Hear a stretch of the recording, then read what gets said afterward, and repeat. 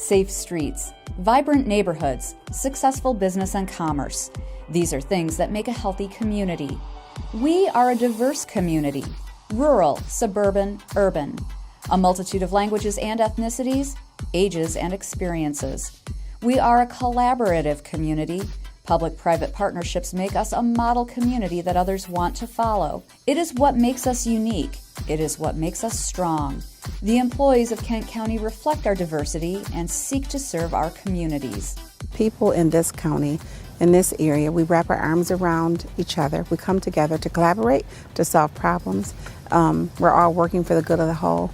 And I think that's wonderful. And you can see it. You can see it as you drive around Kent County. Our impact starts the day a baby is born and a birth certificate is issued, to protecting children from deadly diseases through vaccination, to the public safety and justice provided by law enforcement and the courts, to offering veterans services and caring for the elderly.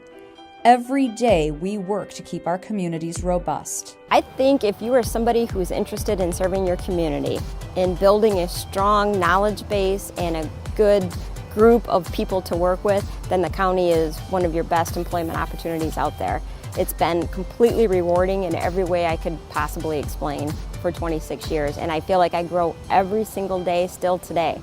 Leading these dedicated employees, our 19-member Board of Commissioners and our County Administrator Controller, along with our elected officials and appointed department directors, placing emphasis on civic involvement, quality housing, vibrant neighborhoods, and strong, solid infrastructure to allow businesses to thrive. Professional, dedicated, collaborative, and innovative. Behind the scenes, collaboration between foundations, charitable organizations, nonprofits, for-profit businesses, public sector demonstrated through the county, the city of Grand Rapids, the townships, all the cities and the villages in our area. If we don't come together, then we will not have the strength that we have today, and I only hope to build upon that. Our aim is to make our communities the best they can be. We are involved in exciting development projects, sustainable recycling programs, and creative progressive prevention programming. We partner with elected officials, impacting policy ideas that become great achievements. We seek opportunities to reach out into the community and offer our services to help our residents make Kent County thrive. Our relationship is solid, both from a staff standpoint at the county level as well as the Board of Commissioners. And they understand what we do and the benefits that we can do for the community, and vice versa. We couldn't do what we do without the help of Kent County. While most of us are busy running our lives, Kent County's elected officials, administrator controller, and over 1,600 employees are serving the communities where we live our lives, so we can all have a place we are proud to call home. Kent County, its life well run.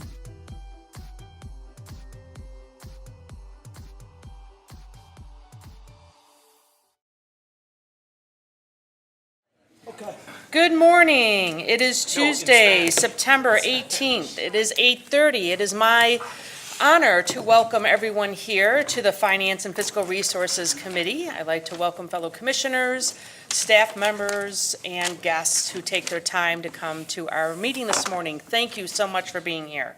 With that, we will open up with public comment. Is there any public that would like to address the board this morning? Please state your name, your address, and you will have 3 minutes to address the Finance and Fiscal Resources Committee. Welcome. Thank you very much. My name is Jim Townsend. I am the treasurer for Alpine Township, and my address is 5047 Montauk, Montauk, Comstock Park. I don't really have a lot of facts because I'm not sure what they are yet, but what I was recently led to believe is that there was money that was put into the farmland preservation program. It could have been leveraged with other entities that would have raised a lot more money, and that we actually could have started on the project that the county planned like decades ago, where we were actually going to protect farmland in Kent County. I watched a movie the other night, and it was a movie about Sitting Bull. And in the movie, Sitting Bull was talking about how the cowboys came in and they shot all the buffalo and they lost their food supply. If we don't start protecting our food supply in Kent County, we're going to be where they were hundreds of years ago. I mean, this really is something that has to be looked at. I wonder sometimes about how far we're looking down the road. When I became a treasurer and when I was a planning commission member, I went through training where they told us, look, you have to be a visionary, you have to look down the road, you have to think about what's coming in decades and maybe centuries down the road, and you have to prepare a little bit for that. And if we get to the point where in 50 or 100 years our food supply is all coming from China, I don't think we did a very good job in preparing. So I would really encourage you to try to get this money back in there. Let's try to get this program going as it should have, and let's start protecting our farmland. It's really of vital importance, please. Okay, anyone else for public comment? All right, seeing none, I will close public comment, and that will bring us to the consent agenda. Is there a motion to approve the consent agenda? So moved. Okay, moved by Commissioner Breivy, supported by Commissioner Morgan. Any questions, comments, or discussion on the consent agenda? All right, seeing none, all those in favor, please say aye. Aye. Aye. Opposed, same sign. The motion passes. That brings us to an item from the Administrator's Office. Wayman? Yes, this is a request to the board to accept and appropriate $3.4 million to the 2018-19 Indigent Defense Special Revenue Fund budget, and to authorize the board chair or designate to execute any necessary grant agreements contingent upon the administrator and corporate council approval, and approve grant extensions and changes within 15% of the original awards. In 2013, the Michigan Indigent Defense Commission was created by the state legislature to ensure that state's public defense system is fair, cost-effective, and constitutional while simultaneously protecting public safety and accountability. The MIDC created 8 standards that the courts and the counties would need to adhere to in creating its indigent defense plan. Plans for standards 1, 2, 3, and 4 were reviewed and approved by the MIDC in 2018, with implementation required 6 months after receiving the funds from the state of Michigan. Approved plan components include but are not limited to additional sheriff personnel, required attorney training, funds for expert witness, and purchase of equipment. The final document will be reviewed and approved by the administrator and corporate council prior to signature. Is there a motion to approve? So moved. Moved and supported. Questions, comments, and discussion? Yes, Commissioner All Mast. right, on the memo that Wayman sends to us, attached to this, it talks about we will appropriate necessary fundings contingent upon the administrator and corporate council approval of a modified agreement. What chance do we have of getting that modified agreement? There is good chance. We talked with our lobbyists on Friday last week. There's movement afoot with state legislature, with Senator Hildenbrand in particular, to resolve this. I sent a memo to him last week, or an email, actually, following our review of the contract that we were just given last week. And so we are hopeful that MAC, along with the counties, Michigan Association of Counties, can in fact work with the legislator to get this changed through LARA, to the state. And Matthew, I don't know if you had anything more you wanted to add, or Linda Howell? The only thing I would add, Commissioner, is that having looked at the draft contract and talked with other corporate counsel in other counties around the state, there are several significant issues with regard to burdens that are the state's trying to push down to us that aren't particularly authorized by the statute. And so we're collectively pushing back through various avenues to make sure if the state wants that work done, that the state pays for it. So we're working through the issues right now. So when you say the state, it's the state departments, not necessarily the state legislature. I mean, the legislature put it correct. It'll be both. All right, okay. Well, hopefully it gets corrected. Matthew, do you have something you'd like to add? No, I think Linda and Wayman covered anything that I might add to it. Any other questions? All right, seeing none, all those in favor, please say aye. Aye. Opposed, same sign. That motion passes. That brings us to item number 4 from the Circuit Court. Wayman? Yeah, this is a request to recommend to the Board of Commissioners to accept and appropriate $243,000 from the State Court Administrative Office to the Special Projects Fund for a 17th Circuit Court Mental Health Court. On March 9, 2017, the Board of Commissioners accepted and appropriated a mental health court planning grant awarded by the State Court Administrative Office, SCAL. A mental health court is a specialized court docket for certain defendants with mental illness that substitutes a problem-solving model for traditional criminal court processing. Circuit Court submitted a request for $243,500 for implementation of a mental health court with the county. Grant dollars will be used to contract for the following services: program coordination, clinical support, incentives, data entry, program involvement, drug tests, and legal defense.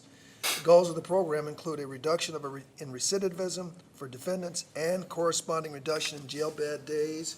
When fully operational, the court will have a caseload of 45 clients. It is anticipated that most, if not all, clients in the mental health court will be managed in the community while being engaged in treatment. The term of the grant is October 1, 2018 through September 2019. It is expected that the grant will be renewable. Is there a motion to approve? Support? Support. Moved and supported.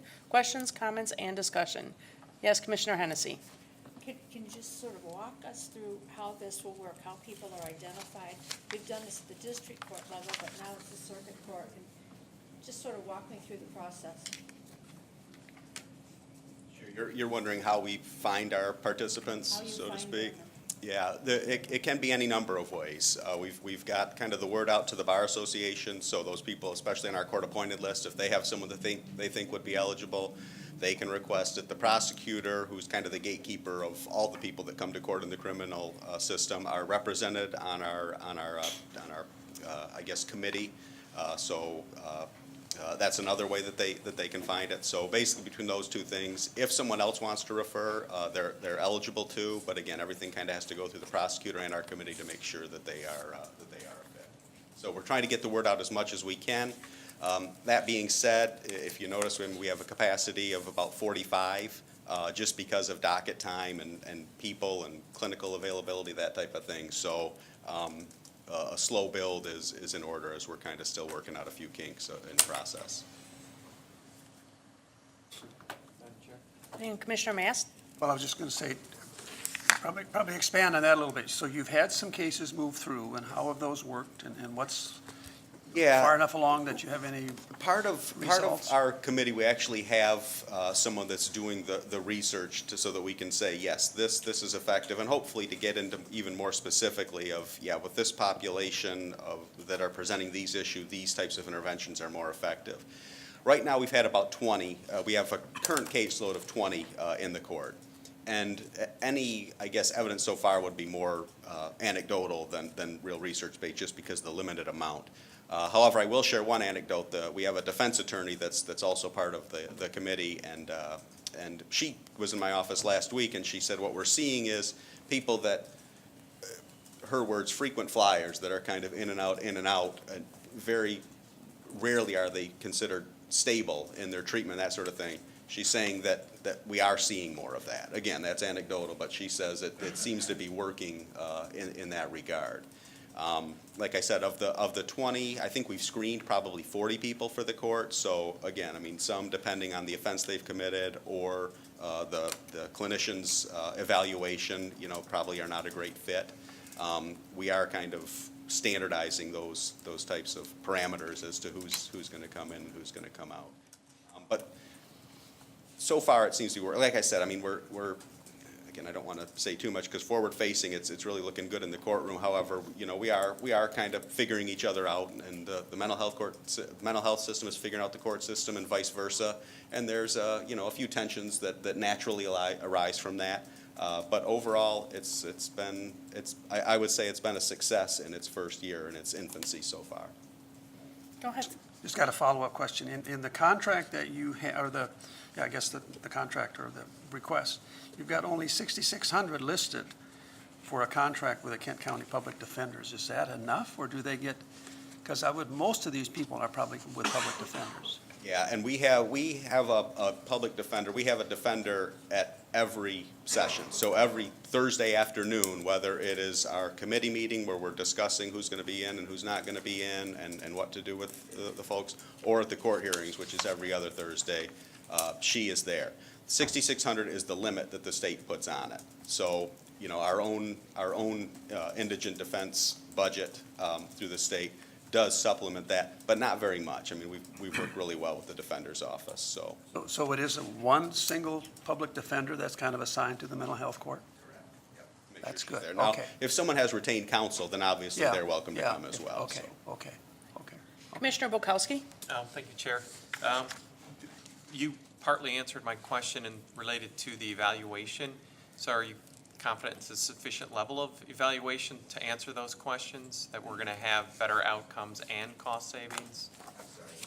Just that we have a sufficient level of evaluation to drill into those? Yeah, we're dealing with people that have, I guess, contracting is, and it's through the Network 180. So they're the same group that evaluates a lot of what Network 180 is doing. So yeah, and he's there at every meeting as well, kind of taking notes. And yeah, we thought to kind of set it up in a way that was kind of baked into what we're looking at. So yeah, hopefully in a year from now or 2 years from now, we're going to have a lot better, outcomes. Yeah, this is making a difference. And then again, on top of that, the most bang for the buck, so to speak. What interventions work best for certain presenting issues and problems. Commissioner Hennessy? Is this all funneled to one judge who will become sort of the expert in handling these types of things? Yep. Judge Rossi is the judge that's with the mental health court, and he, like I said, he's taken every Thursday afternoon of his docket that's devoted to this. So 1 week it's where we screen the clients, or we talk about the participants, and then the next week is the actual court sessions where we all come into court and we put an order on things that we need to, or give them a hey, you're doing great, that type of thing. It's a much more therapeutic and I guess working with them type of thing than a punitive way of doing court, as all specialty courts are. Commissioner Antor? Thank you, Chair. It says here where the grant dollars will be used to contract for the following services. There's quite a few noted here. What's our current capacity to serve those requests in a timely fashion? I'm not sure I understand Well, it says that the following service, program coordination, clinical support, incentives, data entry, like clinical support, I guess, specifically. Yeah. What's our capacity right now? Right now, we're using, again, the initial grant that we got covered our program coordinator and our liaison with Network 180, so to speak. So these are the folks that, again, are doing the collection and doing the research. And also, we have a clinician that's on staff, and she's the one that's kind of guiding the services, so to speak. But they also have case managers over at Network 180. I mean, these our participants are usually part of the system. So that is going well. A lot of what the court does is give, kind of this extra sense of accountability to make sure that they're following through with treatment. Sometimes it's the force of a court's order that I guess forces them to continue with their treatment, which is kind of a little backwards way of thinking about it, but it seems to be effective, and that's kind of the model behind it. So, as far as services, we did ask for like something that could be kind of a peer support or a coach to kind of walk hand in hand with these participants. We think that would make the program better. That's in our request. I don't know if we'll get that right now. We do not have that. So as far as the availability from that, we'll have it if they give us everything we've asked for. If not, we're probably going to be moving forward with the status quo and looking for different opportunities for those types of services. I'm going to touch on that.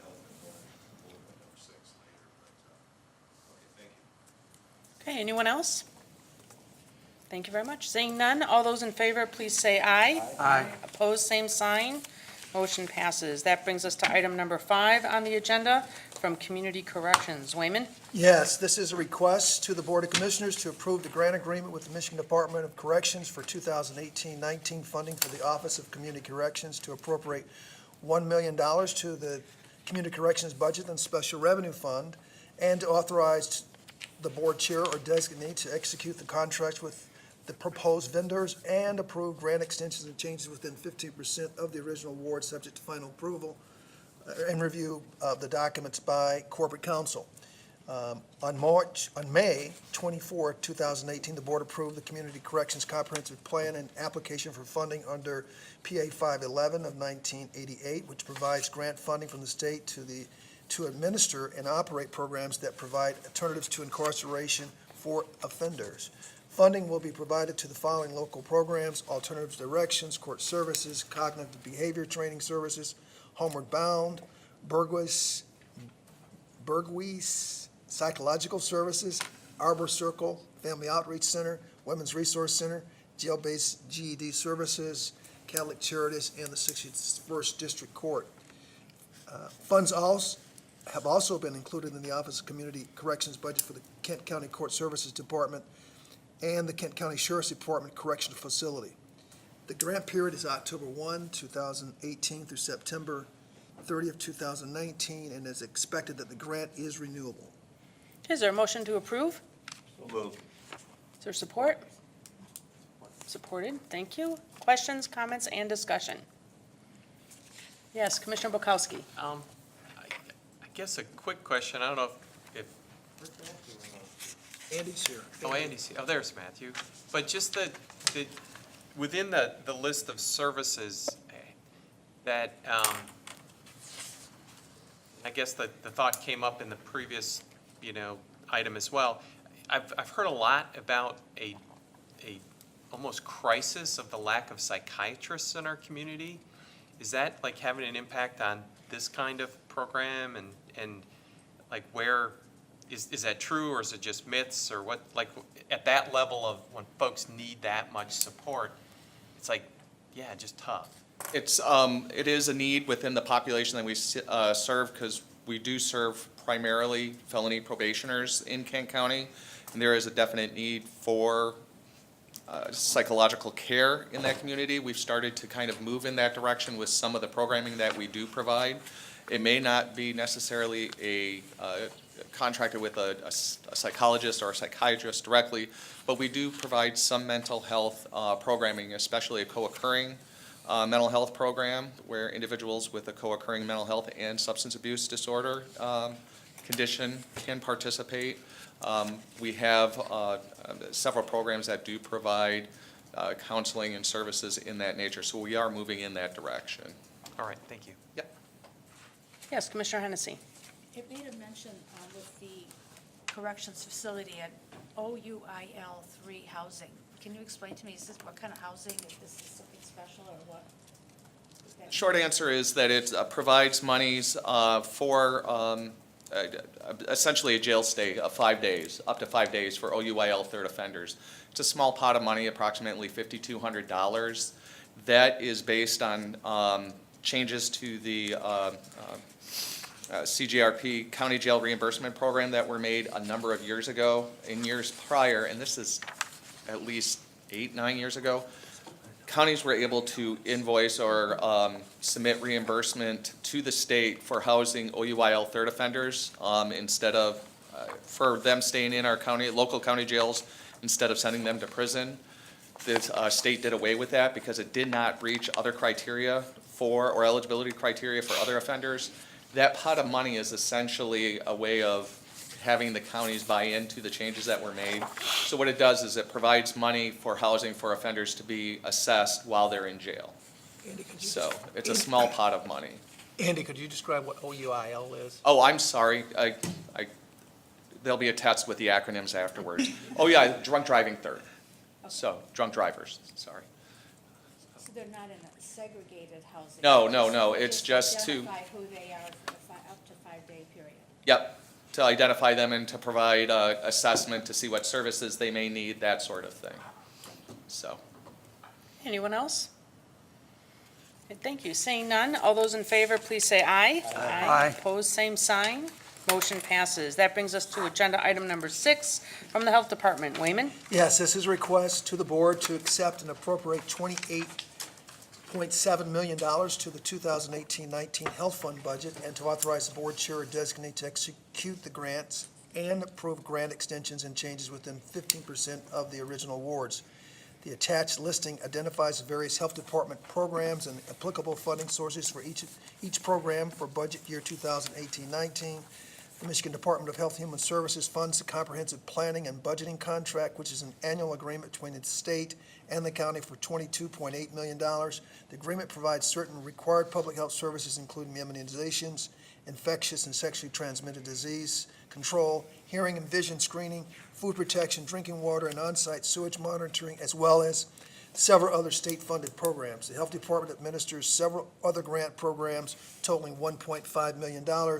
These grant programs include the refugee grant programs with the Michigan Department of Health and Human Services, substance abuse prevention programs to the Lakeshore Regional Entity and Network 180, a lead hazard control grant from the City of Grand Rapids, and environmental health inspection programs with the Michigan Department of Health of Environmental Quality.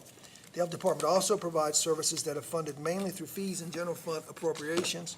These programs include the animal shelter, the health education and promotion, and laboratory services. The total funding for these programs is $4.3 million. Okay, is there a motion to approve? Is there support? Support. Thank you. Moved and supported. Questions, comments, and discussion? Yes, Commissioner Hennessy? I always have a question. So this is part of the state budget that, the state portion, the state budget portions need to be approved by October 1st. That includes that, but it includes our other county general funds. This is sort of making a decision on our 2019 budget as well for the health department? That is correct. Yes. So we're getting ahead of, we have two different budget years that we're dealing with the state of Michigan, and of course, general fund items that were presented this morning.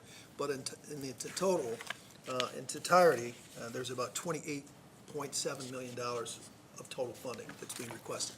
But this is a planning budget that we have to get approval from the state in order to receive their grants. So what you're doing today is approving the submission of this particular grant, which includes the particular expenses that have been identified in the attachment. I don't know if you want to add more to that, but we are in somewhat of a two-cycle system here. We changed it the way that we do the October 1 budgets a couple of years ago, but this is our process to get our documentation in front of the state for approval to allow us to receive the dollars that we receive from the state. Oh, okay, I'm getting that. But it does commit us in terms of what we're putting into the 2019 budget at this point, even as we just had our first work session this morning on the budget. Haven't gotten into all the details yet. Correct. And then, of course, we're talking about dollars that we are receiving from the state that we're going to be reimbursed for, primarily in this document. That's correct, yes. The state has provided us with their budget for Kent County for the fiscal year 2019, and that's what we have before us today, along with what we project in Medicaid reimbursements for the fiscal year as well. Commissioner Mast? I was going to say, Daryl's term for that was a bifurcated Bifurcated budget, process, yes, because yes. we approved 4 funds in October, or Right. prior to October, and then we formally approved them in our meetings in Right. October. It's the DHS budget and then the Health Department budget. Those are the two budgets. Yeah, we've been doing that for years. My question to Adam is, what percentage of our total public health department costs come from the state? Yeah, so is that up that to- has increased Has it? substantially. Yes, it has. I think 5 years ago, we were at about 35 or Yeah. 36% of our mandated programs. Yeah, And it's supposed to be a 50-50 Right, cost share between the state and the county. This current year, I think we're at 42 or 43%. And now with 23 or $22.8 million in those mandated programs, the state is committing 10.8, so pretty close to half now. it's getting up to Yeah, 45% and or so. a lot of credit goes to our West Michigan elected officials in Lansing. And Senator McGregor in particular, as chair of the HHS Budget Subcommittee, added, I think, $4.5 million to this line statewide. So Okay. we're pretty close to 50% now. Well, and I think MAC has always been pushing that. Michigan Yeah. Association of Counties. Yeah, it used to be low, yeah. Well, that's good news, okay. Okay, Commissioner Antor? Thank you. Hope this is the appropriate time to talk about this. This Got done listening to the Regional Director of Health and Human Services, talking about the opioid problems. It's an epidemic. Our medical examiner said the same thing. We saw the spike in his budget. And yet, I believe, if the information's correct, we only have one clinic currently servicing this area. That's the Cherry Street Clinic. And we do have a new facility at 5500 South Division called MedMart. They have not been, they're able to do all the things, they do it all across the country. And they've never run into a problem before getting the correct certification to treat people that are coming in with Medicaid, Medicare. And so when they, you know, broke ground here, put this clinic up, they said we've never had that problem. Literally, they cannot treat anybody right now. And I'm wondering, I know you're aware of it, where are we at in a timeline of getting them certified? I think there's like a 6-year window for new applicants to come in. Is there any way we can get around that? Because we can't, and I'm not putting this on you at all, Adam, but if we're going to continue to listen to all this rhetoric about epidemics, and why do we have lines coming out of one clinic when we have a perfectly good clinic that's built state-of-the-art and we can't put anybody through it? It's a great question. And the opioid epidemic is a crisis for our community and communities across the country. I had a conversation with Director O'Brien last week. We touched on that a little bit. We're working to try to find out what is the obstacle. Having access to medically assisted treatment, the type of treatment that you're speaking of, is one of the bottlenecks in our community. And we need to do what we can to remove those bottlenecks as quickly as possible. So we're working right now to try to understand what that challenge is and to get it removed.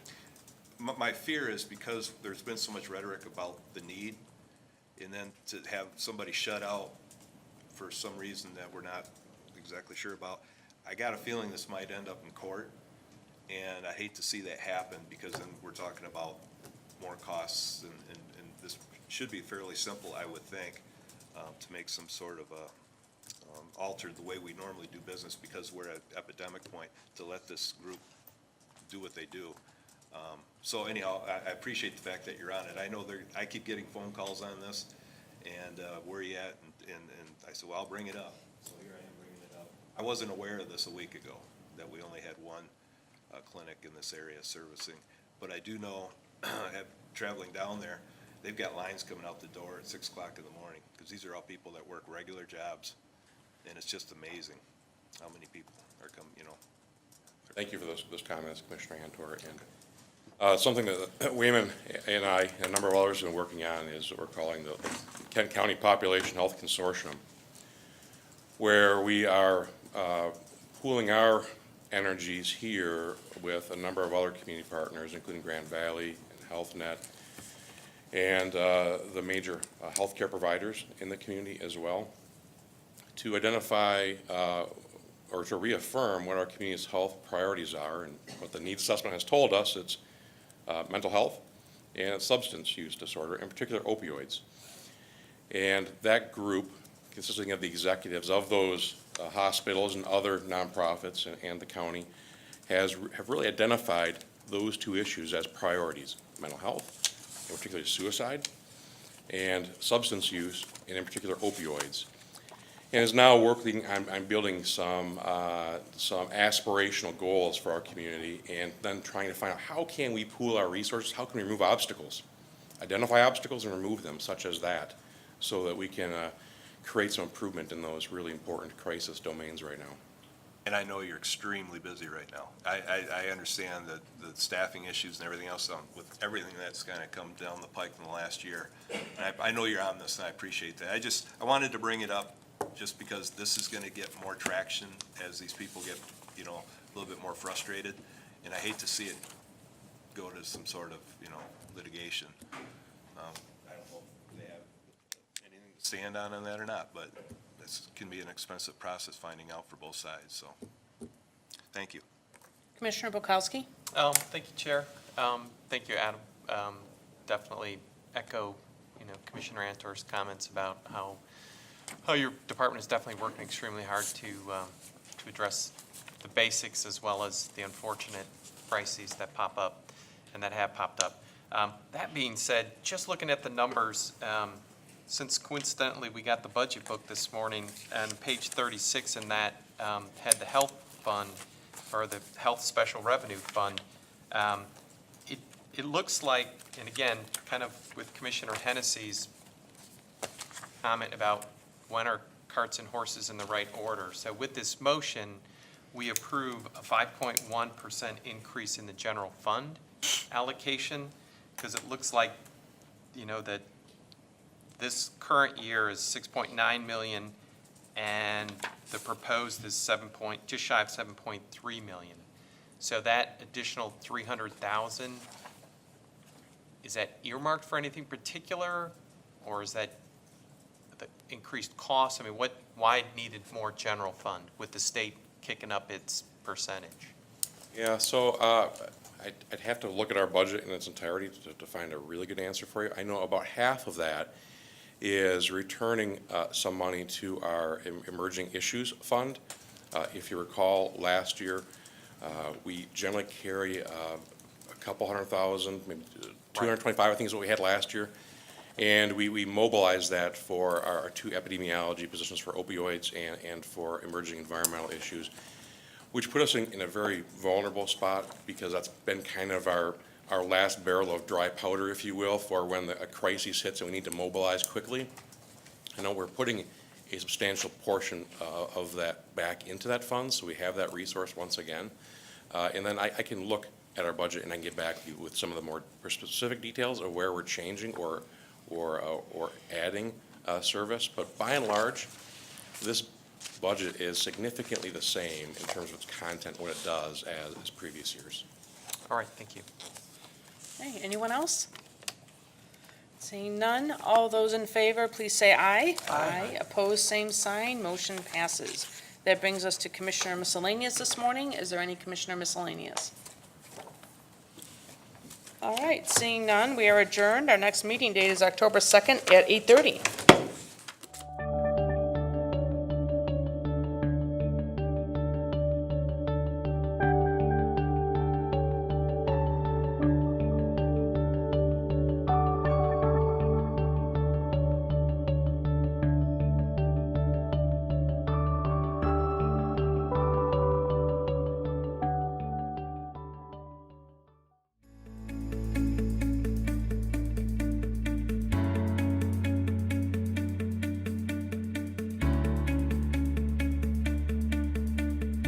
I am Kent County.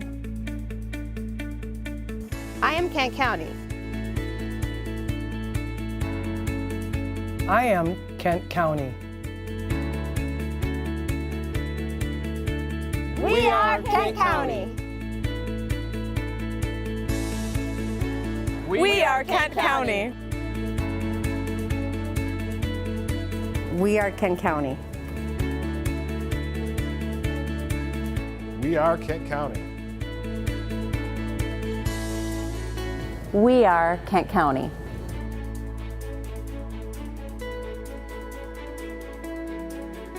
We are Kent County.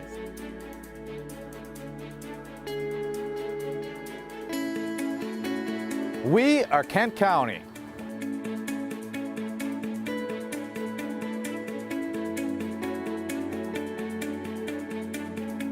Beya, Kent County. Ami, Kent County. Somos, Kent County. Mas Ira, Kent County.